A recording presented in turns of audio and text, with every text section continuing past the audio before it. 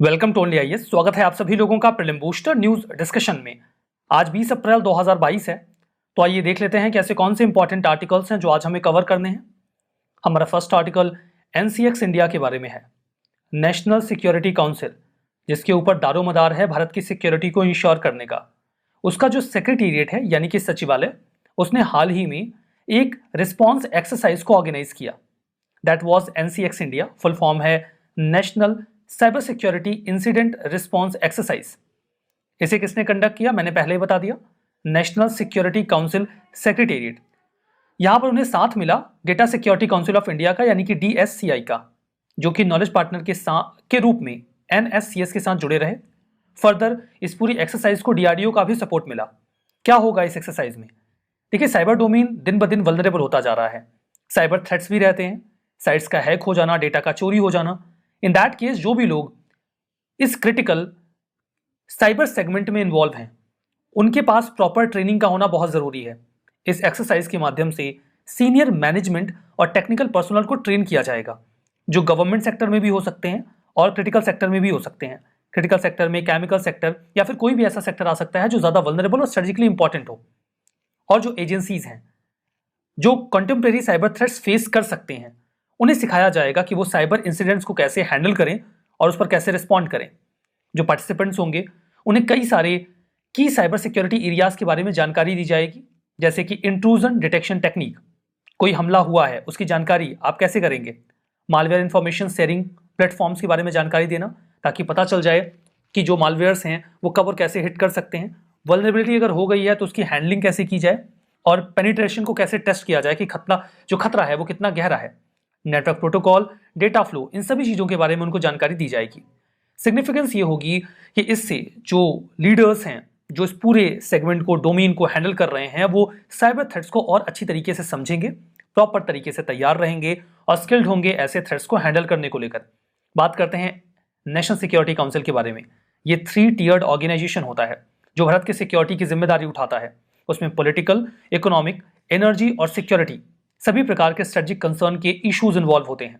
जो national security adviser होते हैं वो एनएससी को प्रिसाइड करते हैं और वो प्राइम मिनिस्टर के प्राइमरी एडवाइजर भी होते हैं। ये काफी फेमस हैं, जो वर्तमान में हैं, आप इनका नाम जानते हैं, अजीत डोवाल जी। इस संस्था को 1998 में बनाया गया था ताकि सभी प्रकार के डोमेन की नेशनल सिक्योरिटी को इंश्योर किया जा सके। हमारा नेक्स्ट आर्टिकल अवसर इनिशिएटिव के बारे में है। हाल ही में एयरपोर्ट्स अथॉरिटी ऑफ इंडिया ने लॉन्च किया है एक इनिशिएटिव, नाम है Avsar, airport as venue for skilled artisans of the region. नाम से स्पष्ट है, जो उस एरिया के आर्टिसंस हैं उन्हें एक जगह दी जाएगी एयरपोर्ट्स पर, ताकि वो अपना जो भी आर्ट क्राफ्ट है उसको शोकेस कर सकें, बल्कि बेच भी सकें, शोकेस भी कर पाएं और बेच भी पाएं। एयरपोर्ट अथॉरिटी ऑफ इंडिया का इनिशिएटिव है। ये इनकरेज करते हैं टैलेंटेड क्राफ्ट्समैन को, वुमेन को, आर्टिसंस को, कि वो प्रॉपर अपॉर्चुनिटी अवेल कर सके इन एयरपोर्ट्स पर और अपना सामान शोकेस करने के साथ साथ बेच भी पाएं। ये मौका सीधे सीधे आर्टिसंस को नहीं दिया जाएगा, बल्कि दिया जाएगा सेल्फ हेल्प ग्रुप्स को। उन्हीं के जरिए ये आर्टिसंस अपने सामान को वहां पे शोकेस कर पाएंगे। जितने भी एएआई ऑपरेटेड एयरपोर्ट्स हैं वहां पे 100 से 200 स्क्वायर फीट का एरिया डेजिग्नेट कर दिया जाएगा सेल्फ हेल्प ग्रुप्स के लिए। हर सेल्फ हेल्प ग्रुप को 15 दिन का समय दिया जाएगा और रोटेशन बेसिस पे उन्हें टाइम मिलता रहेगा। इससे सेल्फ हेल्प ग्रुप ज्यादा स्ट्रेंथन होंगे। जो उसमें जुड़े हुए आर्टिसंस हैं उन्हें मौका मिलेगा अपने सामान को लोगों तक पहुंचाने का, दिखाने का। एयरपोर्ट अथॉरिटी ऑफ इंडिया की बात करें तो एक स्टैच्यूटरी बॉडी है। 1994 में एएआई एक्ट के तहत इसको बनाया गया था, मिनिस्ट्री ऑफ सिविल एविएशन के तहत काम करता है। आगे बढ़ने से पहले जानकारी है आईडीएमपी के बारे में। आपकी तैयारी को सिस्टमैटिक और प्रोग्राम्ड वे में कंडक्ट करने के लिए इस इनिशिएटिव को लॉन्च किया गया है। 18 अप्रैल से ये इनिशिएटिव स्टार्ट हो चुका है, तो आप इसके बारे में जानकारी इकट्ठा कर सकते हैं। ये 8 महीने का पूरा प्रोग्राम होता है, हिंदी और इंग्लिश दोनों में ही अवेलेबल है। डेली बेसिस पे टारगेट्स एंड क्वेश्चंस आपके पास होते हैं, प्रीलिम्स और मेंस के भी। इस प्रोग्राम के बारे में अधिक जानकारी के लिए आप ओनली आईएएस पे कॉल कर सकते हैं या फिर मेल भी कर सकते हैं। आगे बढ़ते हैं। हमारा next article state sponsors of terrorism के बारे में है। हाल ही में यूक्रेन के प्रेसिडेंट ने यूएस के प्रेसिडेंट से ये बोला कि आप रशिया को स्टेट स्पॉन्सर ऑफ टेररिज्म क्यों नहीं डेजिग्नेट कर देते, रशिया तो इतने गलत काम कर रहा है। इसी रेफरेंस में स्टेट स्पॉन्सर्स ऑफ टेररिज्म ये शब्दावली न्यूज में आई। ये बेसिकली एक डेजिग्नेशन होता है जिसे यूनाइटेड स्टेट्स के सेक्रेटरी ऑफ स्टेट के द्वारा दिया जाता है।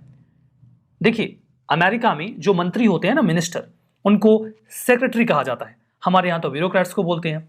तो वहां के जो सेक्रेटरी ऑफ स्टेट होते हैं वो भारत के विदेश मंत्री के एक्विवेलेंट होते हैं।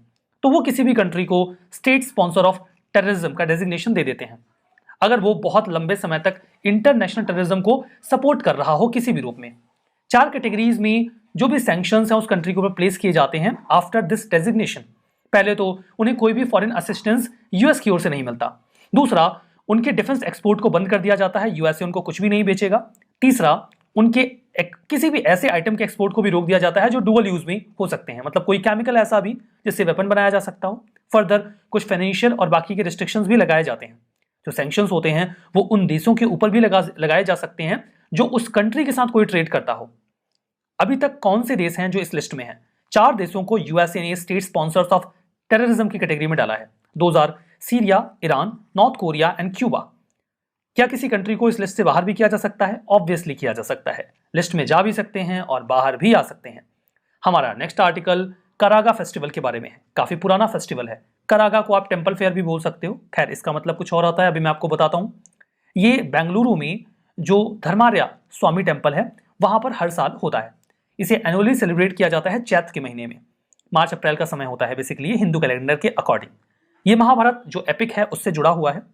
द्रौपदी को ऑनर किया जाता है गॉडेस शक्ति के रूप में। ऐसा माना जाता है कि वो एक आइडियल वुमेन थी और उन्हें वर्शिप किया जाता है। उनके सम्मान में इस पूरे फेस्टिवल को ऑर्गेनाइज किया जाता है।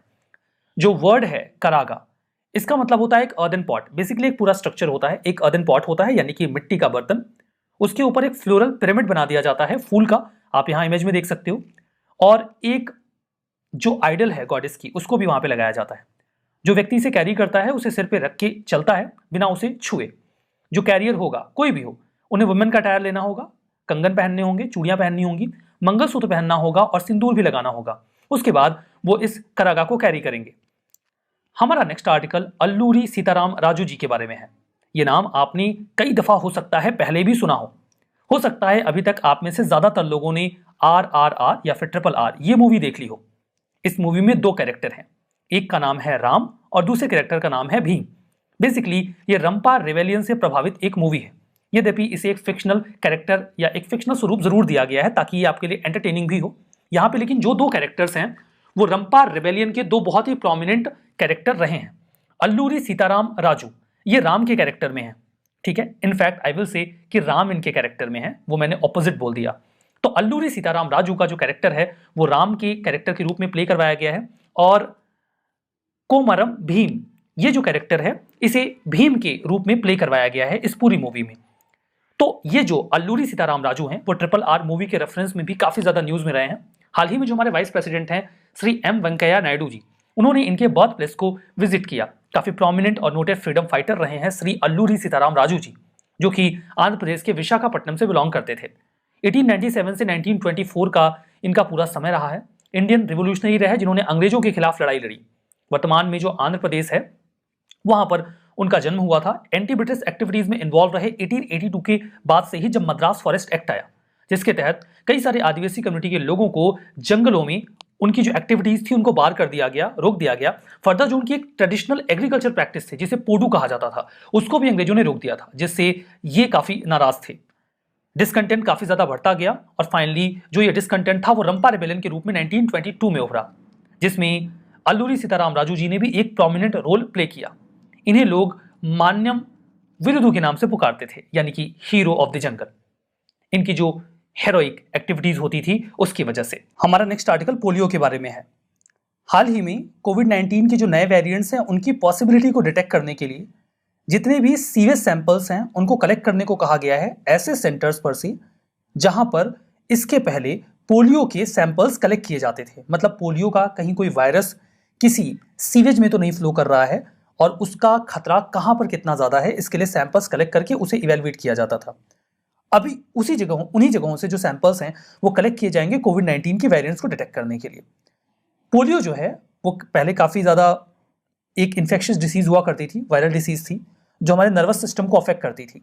इसके 3 बेसिक टाइप्स हुआ करते थे, WPA 1, 2 and 3, wild polio virus type 1, type 2 and type 3। देखिए जो सिम्टम्स हैं वो तीनों ही स्ट्रेन्स में आपको एक जैसे ही दिखेंगे, जिसमें इरिवर्सिबल पैरालिसिस हो जाता है पेशेंट को या उसकी मौत भी हो जाती है, यद्यपि तीनों के बीच में जेनेटिक और कुछ वायरोलॉजिकल डिफरेंसेस भी देखने को मिलते हैं, जिसके बेसिस पे हम आइडेंटिफाई कर पाते हैं। जो पोलियो का वायरस है वो पर्सन टू पर्सन भी ट्रांसमिट हो सकता है, फैकल या फिर ओरल रूट से, और बहुत ही कम ऐसा भी होता था कई बार कि जो कंटेमिनेटेड फूड एंड वाटर है उससे भी फैल जाता था। ये ज़्यादा प्रभावित करता था 5 साल से कम उम्र के बच्चों को, इसीलिए उन पर ज़्यादा ध्यान देना पड़ता था। इसका कोई क्योर तो नहीं था, इम्यून सिस्टम को स्ट्रॉन्ग करके ही इससे बचा जा सकता था, जिसके लिए हम वैक्सीन लेते थे। वैक्सीन 2 प्रकार की, ओपीवी ओरल पोलियो वैक्सीन, जिसे बेसिकली बच्चे के जन्म के समय ही दिया जाता था और 3 डोज 6, 10 और 14 सप्ताह पे, और उसके बाद एक बूस्टर डोज दिया जाता था 16 से 24 महीने के बीच में। इसके अलावा एक आईपीवी होता था, इंजेक्टेबल पोलियो वैक्सीन। यहाँ पर जो डीपीटी के 3 डोज दिए जाते थे, यानी कि डिप्थीरिया, पर्ट्यूसिस और टिटनेस के, उसी के साथ एक जो डोज है वो पोलियो का भी दिया जाता था यूनिवर्सल इम्यूनाइजेशन प्रोग्राम के तहत। हमारा next article draft uniform code for medical device marketing practices के बारे में है। देखिए, एक कंपनी होती है फार्मा कंपनी जो दवाइयाँ बनाती है, और दूसरी कंपनीज होती हैं जो मेडिकल डिवाइसेस बनाती हैं, जिनका इस्तेमाल जो मेडिकल फील्ड में वेरियस एक्टिविटीज़ है उसमें किया जाता है। डायरेक्टली कई बार उनका इस्तेमाल किसी व्यक्ति को क्योर करने के लिए किया जाता है, कई बार उनकी मेडिकल कंडीशन को इंप्रूव करने के लिए असिस्टेंस के तौर पर इन डिवाइसेस को यूज़ किया जाता रहा। तो जो डिपार्टमेंट ऑफ फार्मास्यूटिकल है उन्होंने भी एक ड्राफ्ट यूनिफॉर्म कोड तैयार किया इसके लिए। कोड का ऑब्जेक्टिव ये है, एक वॉलंटरी कोड है जो सभी कंपनीज को फॉलो करना होगा जो मेडिकल डिवाइसेस बनाती हैं, ताकि उनकी मार्केटिंग प्रैक्टिसेस को हम रेगुलेट कर सकें। ज़रूरत इसलिए थी बिकॉज फार्मा कंपनी से कंपनीज अलग होती हैं। अगर यहाँ पर माल प्रैक्टिसेस आ जाएंगी तो ये डिवाइसेस लोगों के लिए या तो बहुत महंगी हो जाएंगी, या फिर एक्सेसिबल ही नहीं रह जाएंगी, या फिर उन्हें अच्छी क्वालिटी की डिवाइसेस नहीं मिलेंगी। तो जो मेडिकल डिवाइसेस हैं वो अच्छी तरीके से लोगों तक पहुंची और इथिकल मार्केटिंग प्रैक्टिसेस ये कंपनीज ऑप्ट करें, ये जरूरी है। इसमें पहला प्रोविजन तो ये है कि जो कोलैबोरेशन है मेडिकल प्रोफेशनल्स के साथ इन मेडिकल डिवाइस मार्केटिंग कंपनीज का, वो बढ़िया हो। देखिए, जो मेडिकल डिवाइसेस वाली कंपनीज हैं, अगर ये मेडिकल प्रोफेशनल्स के साथ कोलैबोरेट करेंगे तो उनको कंसल्टेटिव सर्विसेज दे पाएंगे कि कौन सी डिवाइसेस किस केस में रिक्वायर्ड होती हैं, उनको क्लिनिकल स्टडीज करने को मिल जाएंगे, रिसर्च बढ़िया से हो पाएगा, पार्टिसिपेशन भी अच्छा इंश्योर हो पाएगा अगर ये मेडिकल प्रोफेशनल्स के साथ जुड़ जाएंगे तो वो अच्छी क्वालिटी के डिवाइसेस बना पाएंगे। लेकिन एक खतरा भी रहेगा, अगर वो ज़्यादा जुड़ जाएंगे तो फिर सांठगांठ शुरू हो जाएगी कि आप इसी कंपनी की मेडिकल डिवाइसेस रिकमेंड करिए, इसके बदले में कुछ पैसे ले लीजिए। तो यहाँ पे इस चीज़ को इरेडिकेट करने के लिए ये कहा गया है कि कोई भी जो मेडिकल प्रोफेशनल है वो किसी भी मेडिकल डिवाइस इंडस्ट्री से कोई गिफ्ट नहीं ले सकता। एकदम साफ साफ क्लैरिफाई किया गया है, ना तो वो डॉक्टर और ना ही उनका कोई फैमिली मेंबर। और जब बात गिफ्ट की करते हैं तो कोई एंटरटेनमेंट या रिक्रिएशनल एक्टिविटीज़ के लिए भी वो कुछ नहीं ले सकते, जैसे थिएटर का टिकट दे दिया, कॉमेडी या म्यूजिकल शो का टिकट दे दिया, sporting event, golf, skiing, cruise, spa या वोकेशनल ट्रिप, वेकेशन ट्रिप का कोई टिकट दे दिया, ये सब भी नहीं चलेगा, इसे भी गिफ्ट ही माना जाएगा। हालांकि जो ओकेशनली मॉडेस्ट प्रोडक्ट्स हैं या अप्रोप्रिएट एजुकेशनल आइटम्स हैं वो दे सकते हैं। आप मेडिकल डिवाइसेस के बारे में चाहते हैं पेशेंट जानकारी इकट्ठा करें तो आप आइटम्स दे दीजिए जो वो पेशेंट्स में सर्कुलेट कर दें और उन्हें मेडिकल डिवाइसेस की क्वालिटी के बारे में जानकारी मिल जाए, तो ये सब आप कर सकते हो। रिवीजन कर लेते हैं। National security council defence minister of India preside करते हैं, गलत है, साफ साफ गलत है। नेशनल सिक्योरिटी एडवाइजर जो होते हैं प्रिसाइड करते हैं, तो ये गलत हो गया। अवसर initiative national skill development corporation का है, गलत है। ये एयरपोर्ट अथॉरिटी ऑफ इंडिया जो है उसका है, ठीक है। तीसरा है स्टेट स्पॉन्सर ऑफ टेररिज्म, इसे United nation security council designate करता है, गलत है। यूएसए के जो सेक्रेटरी ऑफ स्टेट होते हैं वो डेजिग्नेट करते हैं। करागा फेस्टिवल, ये द्रौपदी के ऑनर में ऑब्जर्व किया जाता है, आइडियल वुमेन के तौर पे उन्हें गॉडेस शक्ति के रूप में देखा जाता है, दैट्स ट्रू। पोलियो, ये क्रिपलिंग और potentially deadly viral infectious disease है, ये सही है। तो आज का सेशन यहाँ पे समाप्त होता है। सेशन की पीडीएफ आपको ओनली आईएस के टेलीग्राम चैनल पे मिल जाएगी। वहां तक पहुंचने के लिए आप इस क्यूआर कोड को स्कैन भी कर सकते हैं। वहां पे जाइए, पीडीएफ को डाउनलोड करिए और रिवीजन करना मत भूलिएगा। बहुत बहुत धन्यवाद।